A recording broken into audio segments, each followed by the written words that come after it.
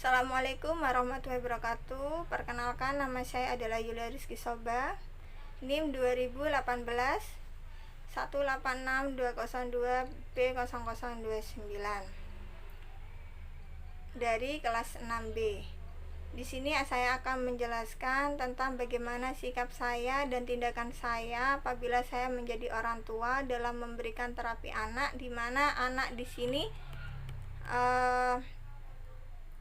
awalnya dalam hal akademik dia sangat bagus, bahkan semangat untuk sekolah, namun tiba-tiba saja dia menjadi mogok sekolah karena dia setiap mau sekolah itu beralasan kram perut, seperti itu. Pertama-tama, saya sebagai orang tua tidak langsung memarahi atau tidak langsung untuk menegur anak tersebut. Karena apa? Karena anak apabila langsung ditegur, bahkan dimarahi, dia akan merasa takut, ketakutan, bahkan akan berulah sedemikian rupa. Namun hal yang perlu dilakukan di sini, saya sebagai orang tua, saya akan mengajak anak saya akan meminta izin kepada gurunya, terutama dalam hal ini, untuk anak tidak masuk sekolah. Lalu saya sebagai orang tua akan mengajak anak tersebut untuk refreshing. Refreshing di sini bisa dilakukan anak diajak ke mall, ataupun anak diajak berwisata alam, ataupun berwisata yang lainnya. Dimaksudkan di sini adalah anak supaya menjadi senang, menjadi happy, menjadi tertawa kembali. Timbul rasa anak untuk kembali happy, senang, dan tertawa kembali, menjadi riang kembali, bukan menjadi anak yang terlihat kebingungan, ketakutan dalam hal ini. Kenapa? Kita sebagai orang tua tidak perlu langsung memarahi, namun perlunya kita sebagai orang tua melakukan pendekatan terhadap anak tersebut. Dan kita sebagai orang tua tidak boleh menegur anak di depan di depan orang lain. Dalam hal ini bisa dalam keluarga besar maupun orang-orang lingkungan sekitar. Karena apa? Karena anak di sini adalah anak tunggal, sehingga antara orang tua laki-laki, saya sebagai orang tua perempuan, saya juga harus mengajak orang tua suami saya dalam penanganan masalah anak tersebut untuk dalam kegiatan rekreasi ini. Jadi ketika rekreasi nanti, anak ini kita ajak bersenang-senang dahulu, sambil sesekali kita menanyakan bagaimana kondisi dia di sekolah. Kenapa anak ini selalu kita berikan apresiasi dalam hal apa? Apresiasi yang selalu mengingatkan dia tentang sekolahnya. Dari sini anak lambat laun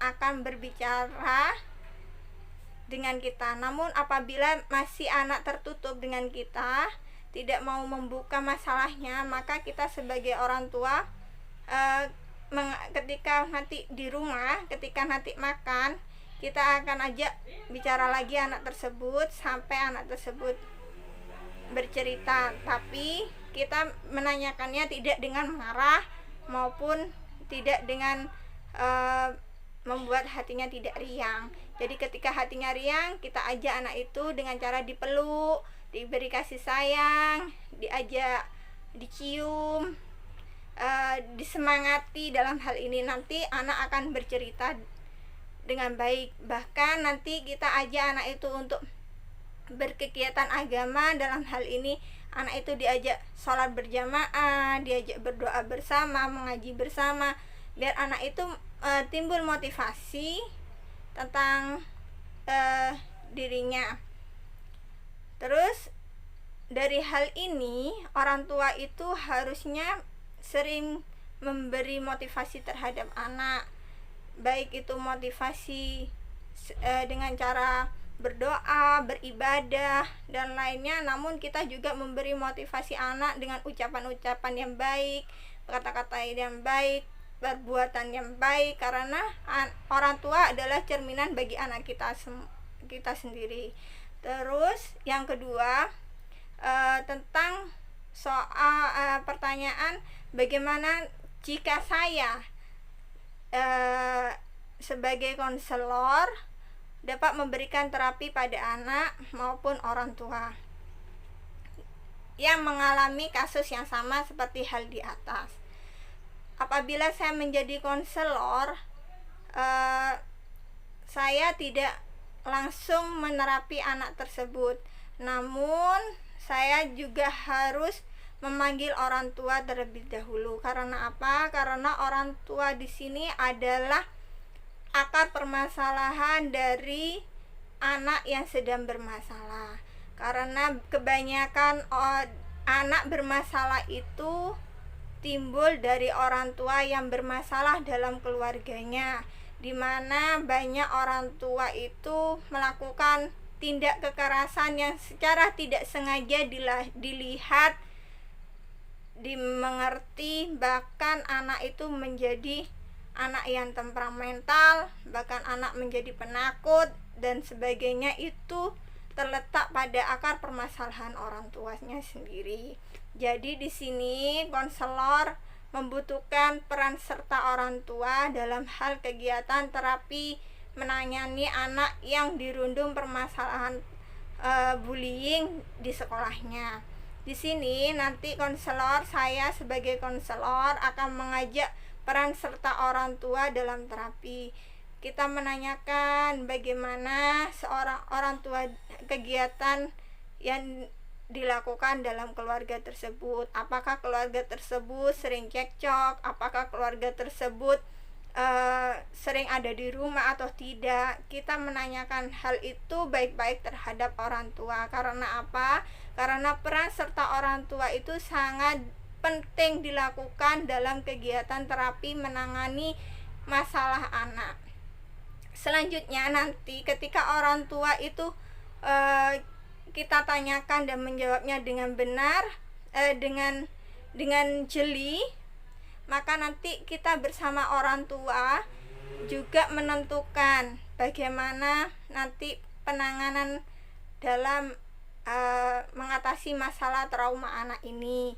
Nanti anak juga diajak bersama orang tua dalam menangani permasalahan yang ada. Karena apa? Anak akan menjadi pede, percaya diri apabila ada orang tua, bahkan terapis, di mana di sini adalah konselor, dalam menangani permasalahan anak tersebut.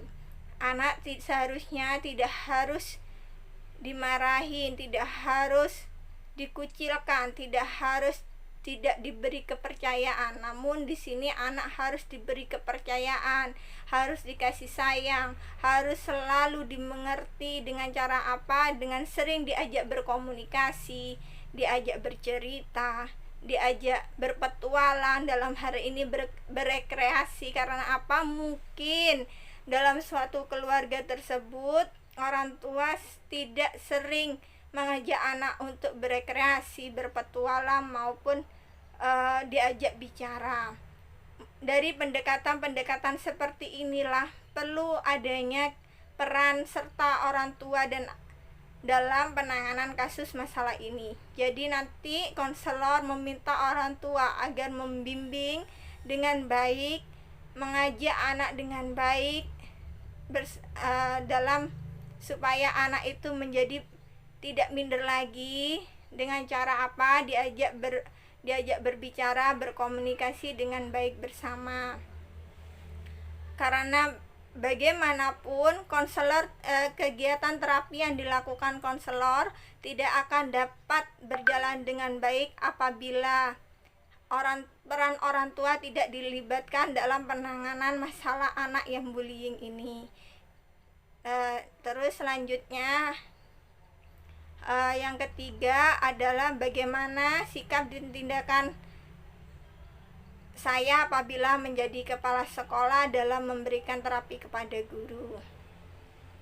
Di sini saya selaku kepala sekolah tidak langsung menegur guru di hadapan guru yang lain. Karena apa? Dalam kode etik sekolah itu tidak baik apabila kepala sekolah itu menegur guru yang bersangkutan karena bullying siswa, karena dia tidak dapat mengaji sehingga siswa menjadi trauma, bahkan takut untuk sekolah ketika mata pelajaran yang berlaku. Itu dalam hal ini saya selaku kepala sekolah tidak langsung menegur guru yang bersangkutan di hadapan guru-guru yang lain, karena ini akan membuat suatu permasalahan baru bagi guru tersebut, baik pada dirinya maupun kepada lingkungan sekitar, yaitu tempat pekerjaannya, di mana saya selaku kepala sekolah mengajak guru tersebut berbicara, meminta penjelasan kepada guru tersebut apa yang sebenarnya terjadi terhadap anak siswa tersebut. Nanti di sini dari pertanyaan tersebut nanti kita selaku kepala sekolah dari jawaban yang diberikan oleh guru yang bersangkutan tersebut, nanti kita selaku kepala sekolah bersama dengan guru yang bersangkutan menentukan bagaimana nanti caranya agar anak tersebut menjadi bagaimana nanti anak itu menjadi tidak minder. Bisa saja saya selaku kepala sekolah bersama guru tersebut mengajak peran serta orang tua agar apa? Agar tahu permasalahan yang terjadi sebenarnya. Apakah benar anak itu di rumah tidak pernah diajak mengaji? Apakah benar anak itu selama ini tidak bisa mengaji? Seperti itu. Jadi peran orang tua, guru itu sangat penting dibutuhkan.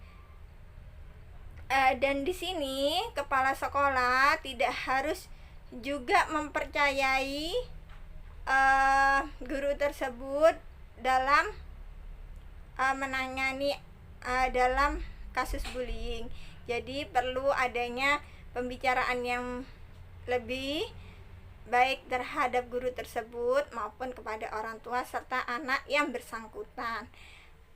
Dan kita selaku kepala sekolah juga harus menjelaskan kepada guru tersebut bahwasanya kasus bullying ini akan berdampak tidak baik terhadap perkembangan mental pendidikan anak, bahkan mental psikologi anak. Karena bagaimanapun anak yang mengalami bullying itu akan berdampak buruk pada kasus psikologi anak.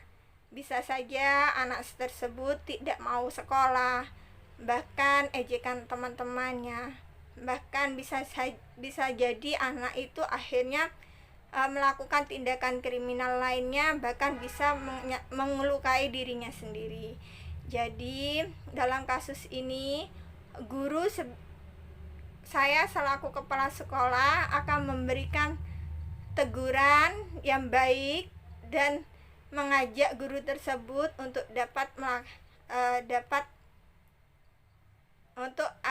mengajak guru tersebut agar tidak kembali membuli anak tersebut. Supaya apa? Supaya kejadian ini tidak terulang lagi. Sekian dari saya. Semoga apa yang saya bicarakan ini dapat bermanfaat.